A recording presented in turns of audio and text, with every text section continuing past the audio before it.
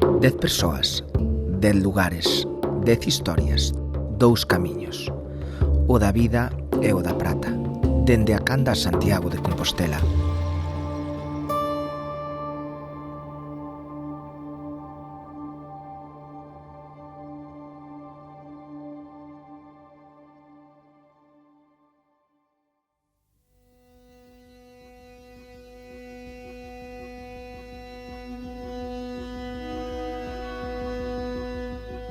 Un camiñante que encontrouse un pouco mal, entonces tumbouse debaixo dun carballo e ele pediulle á Virgen que o curase.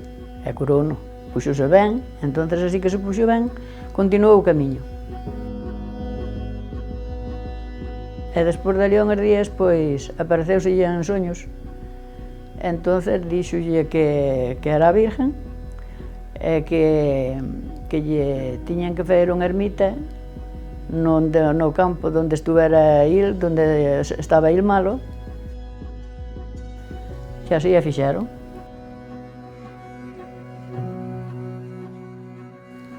Peregrinos antes viñan moitos, agora non veñen tantos, pero antes sí, antes viñan, incluso viñan algúns descalzos e todo.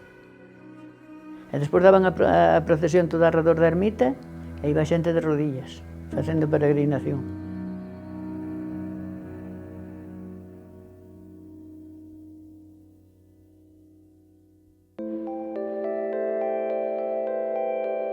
O camiño das mulleres sempre foi máis difícil e máis duro, porque sempre mandou máis o home. A muller non mandaba, a muller sempre tiña que obedecer, era como se fose unha criada. Pero como non había medios, pois non se vían, ao mellor pasábano tan mal ou peor que agora. Ningunha muller se atrevía a denunciar ao home. E as mulleres sempre eran as que pagaban os platos rotos en todo. Ao mellor unha muller estaba cargada de palizas, estaba sabe Dios como, e naide o sabía. Naide o sabía porque tiña que calarse, porque era unha vergonza. Máis difícil o das mulleres. Máis difícil o das mulleres, porque dicen que agora hai moito machismo, pero antes había moito máis.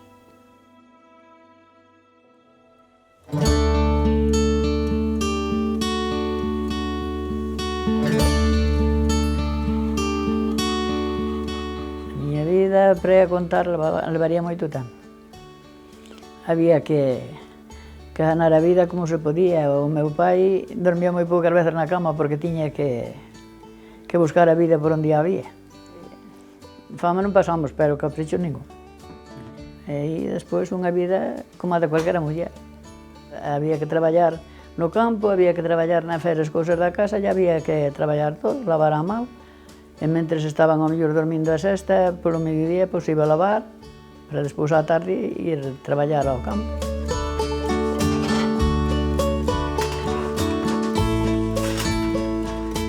Para os meus fillos son o orgullo máis grande da miña vida. Foi o mellor que me puido pasar na vida. E os meus netos, que teño 3 netos preciosos. Unha muller normal e corriente.